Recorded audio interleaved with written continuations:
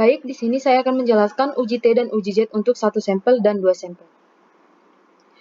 Tapi sebelum itu, perkenalkan nama saya Lisbeth Simatupang. Saya berasal dari Bisnis Digital C 2024 dengan NIM 724355518. Di sini terdapat rumus untuk uji Z dan uji T satu sampel, di mana untuk uji Z yaitu uji Z satu sampel dirumuskan dengan X bar dikurang mu0 per sigma per akar N, di mana Z yaitu nilai Z, X bar yaitu rata-rata dari kenyataan data, dan mu0 yaitu rata-rata data standar, sedangkan sigma artinya standar deviasi atau dalam data standar.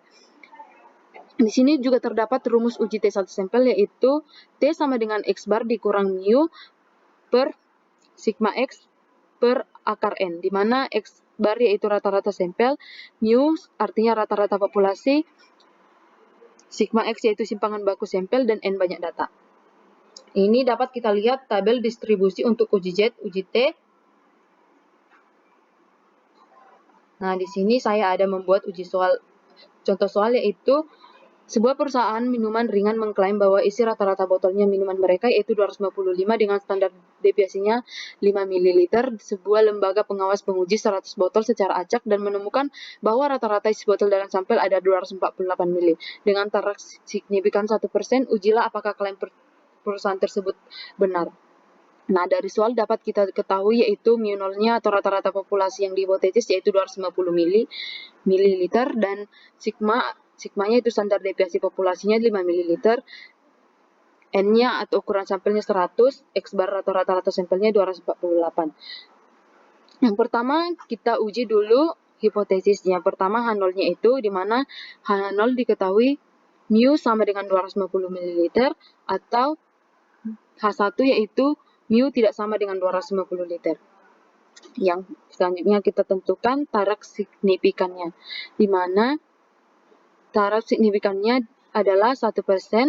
Karena kita menggunakan two-tail, maka taraf signifikannya dibagi 2 hasilnya menjadi 0,05. Sedangkan untuk statistik ujinya dirumuskan dengan Z sama dengan sigma X bar dikurang mu0 per sigma dibagi akar N.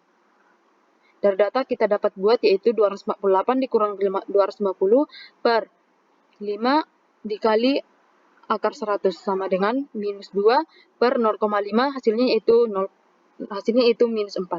Yang selanjutnya kita tentukan nilai kritikalnya, di mana di sini diketahui taraf signifikannya yaitu 0,05. Nah, kita dapat melihat tabel untuk menentukannya. Di sini kita mencari nilainya yang 0,05 atau nilainya yang mendekati 0,05. Di sini dapat kita lihat ada 0,049 yaitu berada di titik 0,08 dan minus 2,5.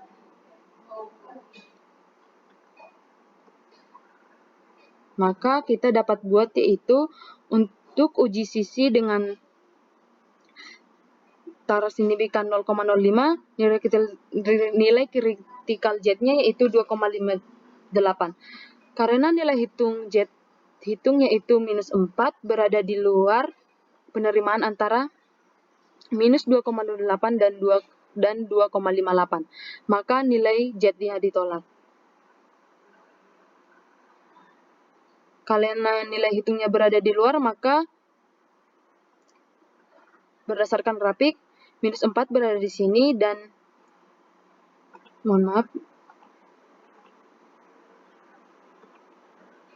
nilai kritis untuk negatif berada di sini. Maka berdasarkan grafik dapat kita simpulkan bahwa kita menolak klaim perusahaan bahwa isi rata-rata minuman mereka adalah 250 ml. Artinya bahwa rata-rata isi botol dalam sampel adalah benar 248 ml.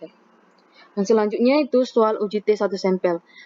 Dari soal kita dapat ketahui yaitu mu0-nya 165, X bar-nya itu 168, S-nya itu 5 cm, N-nya ukuran sampelnya 30, dan taraf signifikannya itu 0,05 atau 5%. Maka kita tentukan hipotesisnya. Hipotesisnya itu H0-nya sama dengan mu di mana H0-nya itu mu sama dengan 165 cm dan H1-nya itu mu tidak sama dengan 165. Kita tentukan tarak signifikannya, di mana tarak signifikannya diketahui 5%, maka diubah menjadi 0,05. Kemudian kita lanjutkan statistik uji, di mana dirumuskan T sama dengan X bar dikurang mu per S per akar N, di mana X bar rata-rata, mu sama dengan rata-rata populasi. Maka di sini dapat dilihat 168 dikurang 165, 5, maka 5 per akar 30 hasilnya 1,034. Maka kita cari DF-nya. DF sendiri dirumuskan dengan N dikurang 1. Kan di sini diketahui N-nya yaitu 30, maka 30 kurang 1 hasilnya 29.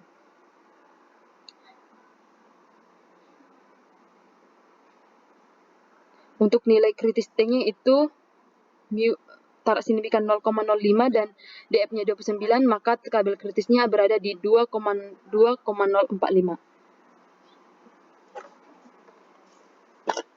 Kita lihat di tabel. Di sini diketahui tarak signifikannya itu 19. Dan tarak signifikannya itu 0,010 untuk tutel, berada di titik 1,328. Nah, selanjutnya kita bahas uji beda rata-rata untuk 2 sampel. Nah, kita dapat lihat rumus uji Z dan uji T 2 sampel untuk Z, T independen, T dependen. Nah, kita dapat lihat di sini sudah jelas dituliskan rumusnya beserta keterangannya. Nah, di sini ada contoh soal uji Z 2 sampel. Yang dimana dari soal diketahui dari kelompok A, N1-nya sama dengan 50, X bar 1 atau rata sampelnya 65 kata per menit. Sedangkan untuk standar deviasinya diketahui di sini 10 kata per menit. Sedangkan untuk kelompok B, N2-nya atau ukuran sampelnya 40, sedangkan rata-rata sampel yang kedua yaitu 60 kata per menit. Standar deviasinya itu 8 kata per menit. Sedangkan sigmanya standar deviasinya itu 5% atau 0,05. Karena kita menggunakan 2 tutel, maka standar deviasinya dibagi 2 yaitu 0,05 dibagi 2 yaitu 0,025. Dan selanjutnya kita tentukan hipotesis, di mana hipotesisnya itu U1 sama dengan mu1 sama dengan mu2 dan H1-nya itu mu1 tidak sama dengan mu2. Artinya mu1 sama dengan 2 itu tidak diperbedakan, sedangkan mu1 tidak sama dengan mu2 artinya ada perbedaan. Sedangkan tarak signifikannya itu 0,02 dapat dilihat di sini karena tutel maka dibagi 2 hasilnya menjadi 0,025. Kemudian kita lanjutkan dengan statistik uji, di mana statistik ujinya yaitu Z sama dengan X bar 1 dikurang X bar 2 per sigma 1 standar deviasi 1 per N1 ditambah standar deviasi 2 per 2. Maka dapat berdasarkan diketahui yaitu 65 dikurang 60 per akar 10 pangkat 2 per 50 ditambah 8 pangkat 2 per 40, maka hasilnya itu 5 per akar 2 tambah 1,6, maka kita dapatkan hasilnya 5 per akar 3,6, maka dapat hasilnya 2,635. Maka titik kritis dengan standar deviasi tarak signifikannya 0,025 berada di 1,96 dapat kita lihat di tabel. Karena Z hitungnya lebih besar dari Z kritisnya, maka H0-nya ditolak, artinya tidak ada perbedaan antara kecepatan mengetik rata-rata kedua kelompok. Selanjutnya itu untuk contoh soal uji T 2 sampel. Di sini dapat dilihat tabel pasien pertama sampai pasien kedua, di mana N-nya itu 12. Di sini mengukur tekanan darah sistolik atau tekanan darah atas sebelum dibeli obat atau sesudah dibeli obat. Kita melihat perbedaannya sebelum diberikan obat dan sesudah diberikan obat. Di sini selisihnya yaitu 140 dikurang 132 yaitu 8 dan seterusnya. Di sini diketahui taraf signifikannya 1%. Apakah obat tersebut secara signifikan menurunkan tekanan darah pasiennya? Pertama, kita cari dulu rata-rata selisihnya, di mana selisihnya itu ini jumlahnya 98 dan jumlah pasiennya 12, maka hasilnya itu 8,167. Untuk standar deviasinya yaitu dirumuskan SD sama dengan sigma DI dikurang X bar D kuadrat sama dengan 8 dikurang 8,167 per 2 dilanjutkan sampai dilanjutkan di sini sampai yang terakhir yaitu 10 dikurang 8,167 per 2. Nah, kita tentukan lagi yaitu varians atau S2, di mana varians dirumuskan dengan sigma dikali D1 dikurang X bar D2 sama per N dikurang 1 yaitu 3,67 bagi 11, kan N-nya tadi 12 dikurang 1, 11, maka hasilnya itu 0,33. Sedangkan standar deviasinya itu atau SD dirumuskan dengan akar S kuadrat sama dengan akar 0,033 sama dengan 0,577.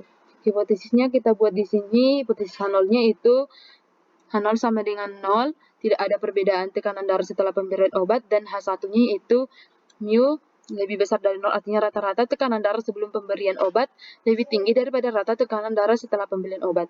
Taraf signifikannya itu diketahui di sini 1%, 1% sama dengan 0,01. Statistik ujinya dirumuskan dengan T sama dengan X bar D dikurang D0 per SD per akar N, di mana X bar D-nya diketahui tadi yaitu 8,167 dikurang D0-nya tidak diketahui maka dituliskan 0 per SD-nya yaitu 0,577 dibagi N-nya yaitu 12 maka didapatkan hasilnya 25,24. Untuk mencari DF sendiri dirumuskan dengan N dikurang 1 di mana N-nya 12 dikurang 1 hasilnya 11. Nilai kritis untuk uji satu sisi ini diketahui standar deviasinya yaitu 0,01. Diketahui